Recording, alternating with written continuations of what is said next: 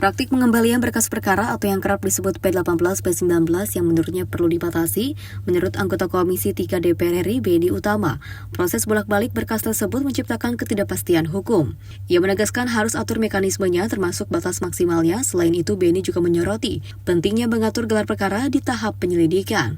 Menurutnya, gelar perkara harus melibatkan unsur-unsur yang relevan seperti penasihat hukum, jaksa hingga ahli sebagai bentuk transparansi dan juga keadilan dalam proses hukum.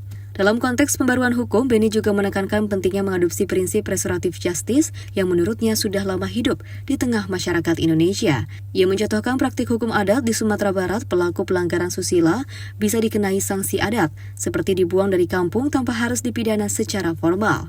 Kalau seluruh lembaga-lembaga pengawas yang ada itu, baik yang ada di kepolisian, kejaksaan benar-benar bekerja, ya, secara real, lurus, saya pikir udah penyelewengan yang dilakukan oleh oknum kita itu sudah sangat bisa kita minimalisir sebenarnya.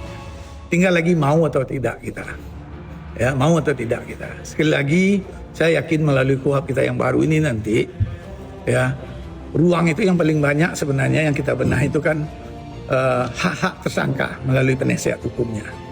Penasihat hukumnya diberi ruang yang sama, di mana waktu tersangka berhadapan dengan penguasa itu, sebutlah kepolisian atau jaksa, kan kuat sekali negara karena dia mewakili negara. Tersangka ini siapa yang mewakili, ya kan?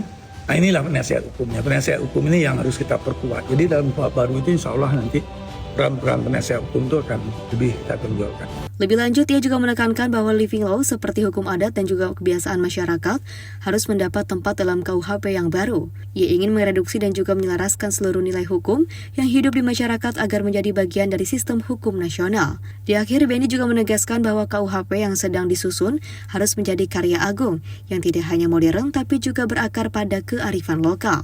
Tim redaksi Simpo TV melaporkan.